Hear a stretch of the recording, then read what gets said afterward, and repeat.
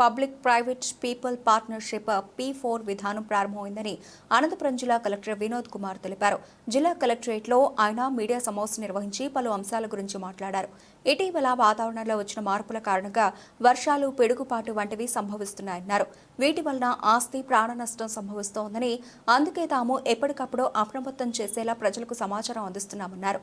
మరోవైపు P4 పథకం కింద జిల్లాలో సర్వే పూర్తయిందన్నారు. మొత్తం 68,000 కుటుంబాలను బంగారు కుటుంబాలుగా ఎంపిక చేసినట్టు తెలిపారు. ఆర్థికంగా పరిపుష్టంగా ఉన్న వారి సహకారంతో అట్టడుగు స్థాయిలో ఉంటూ జీవించడానికి, కనీస సౌకర్యాలు లేని వారి జీవన ప్రమాణాలు మెరుగుపరచడానికి P4 విధానం అవలంబించనుందన్నారు. పేద కుటుంబాలను అన్ని విధాలుగా పరిపుష్టి సాధించే విధంగా పారిశ్రామికవేత్తలు, NRIలు సహకారం అందిస్తారని, ఇది నిరంతరం సాగే ప్రక్రియ అన్నారు. రేపు ముఖ్యమంత్రి చంద్రబాబు హంద్రీనివా కాలువ పరిశీలనకు వస్తున్నట్లు చెప్పారు. ఇందుకు సంబంధించి అన్ని ఏర్పాట్లు చేసినట్లు తెలిపారు. అన్సీజనల్ రెయిన్స్ వస్తూ ఉంటాయి. అంటే ఒక రకమైన క్లౌడ్ బస్ట్ వస్తుండి 1 గంట ఉంటుంది, 2 గంటలు ఉంటుంది, తర్వాత అసలు లేనట్టు అది మాయమైపోతుంది.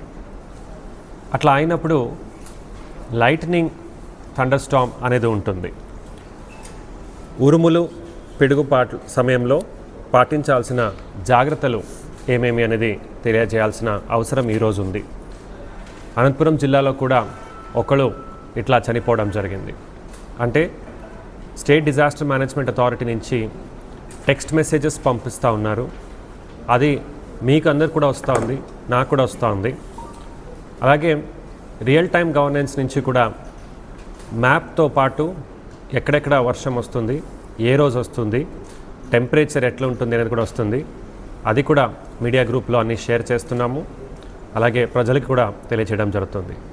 అయినా సరే ఎవరో ఒక్కళ్ళు కూడా మిస్ అయితే, వాళ్ళు కూడా ప్రాణాలు పోగొట్టుకుంటే అది కూడా నష్టమే.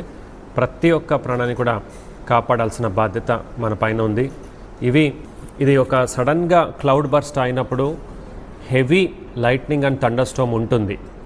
సో వేసవికాలం చల్లగా బాగా వస్తూ ఉంది అని కొంతమంది వానంలో క్రికెట్ ఆడడం, చెట్ల దగ్గర ఉండడం, ఇలాంటిది చేయడం వలన ప్రమాదాలు జరిగే ప్రసక్తి ఉంది.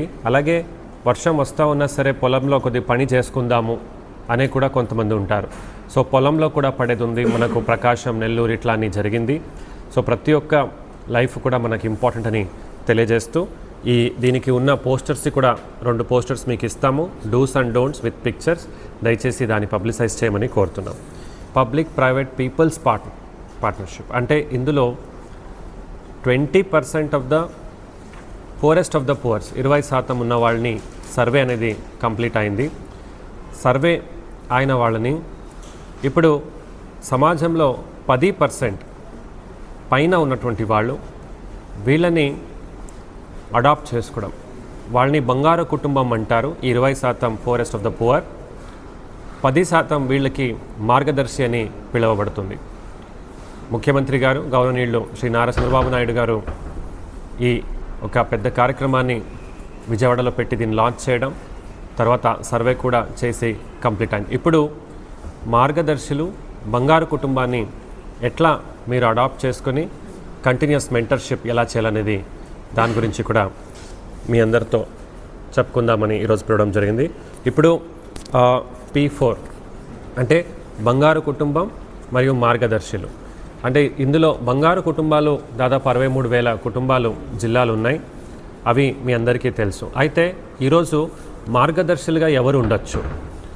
వీళ్ళు ఇండస్ట్రియలిస్ట్ ఉండొచ్చు, లేదా NRIలు ఉండొచ్చు, లేదా ఎక్స్ బ్యూరోక్రాట్స్, ఇండస్ట్రియలిస్ట్, ఎనీబడి.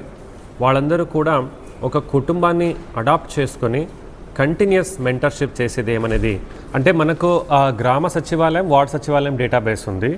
ఆ డేటాబేస్లో లెస్ దెన్ 5 acres ఉన్నటువంటి వాళ్ళు, అంటే గతంలో మనకు 6 step వ్యాలిడేషన్ అని ఉంది. సో అవి మనకు ప్రాబబుల్ అని ఒక లిస్ట్ వచ్చేసింది. ఆ సచివాలయం వాళ్ళ లాగిన్లో వచ్చిన తర్వాత మేము మళ్ళీ వెళ్ళి మళ్ళీ గ్రౌండ్ ట్రూతింగ్ చేసుకున్నాం. అంటే అర్బన్ ప్రాపర్టీ ఉందా, ఏ ఇంట్లో ఉంటున్నారు, ఇంట్లో ఎవరున్నారు, ఏమి ఉద్యోగం చేస్తున్నారు, వాళ్ళకి గవర్నమెంట్ ఎంప్లాయ్మెంట్ ఏమైనా ఉందా.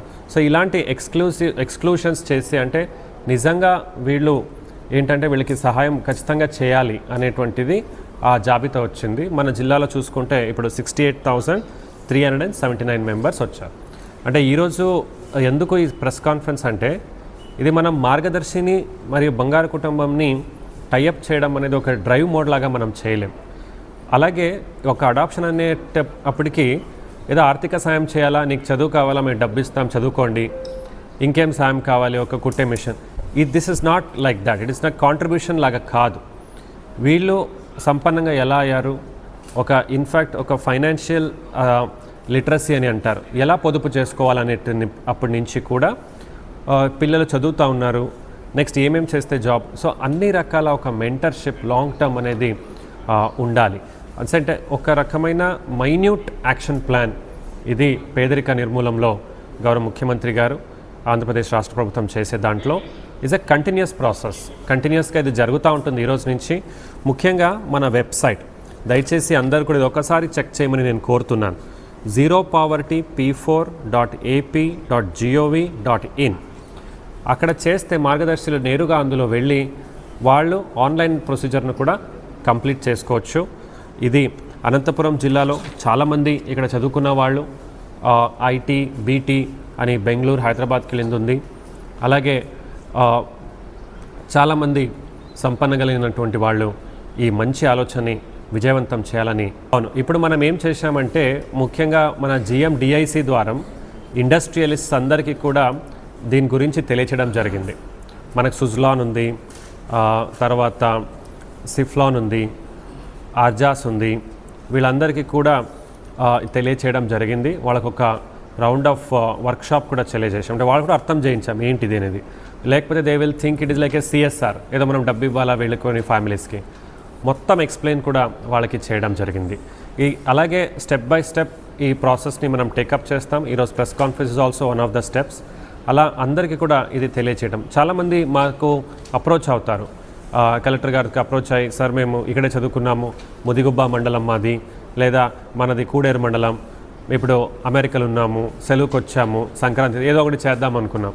సో వీళ్ళందరికీ ఒక మంచి ప్లాట్ఫామ్ గవర్నమెంట్ ఆఫ్ ఆంధ్రప్రదేశ్ ఏర్పాటు చేసి, ముఖ్యంగా చాలా మంచి క్వశ్చన్ కూడా కొన్ని ఫ్యామిలీస్ మనం అడాప్ట్ చేశాము.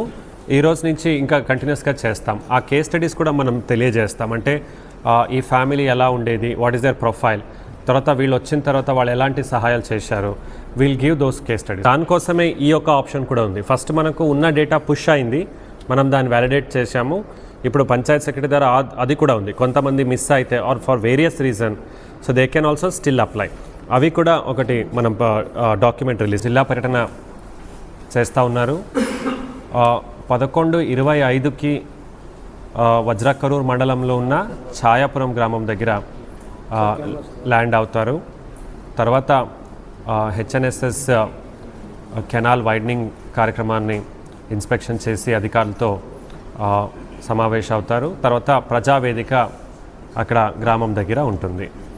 సో దాదాపు అక్కడ అయిన తర్వాత హెలిప్యాడ్కి చేరుకొని అక్కడి నుంచి వాళ్ళు పుట్టపర్తికి వెళ్తారు. తర్వాత ఆయన ముందు ఉన్నటువంటి కార్యక్రమం, నెక్స్ట్ కార్యక్రమం బెంగళూరులో ఉంది, దానికి అటెండ్ అవుతారు.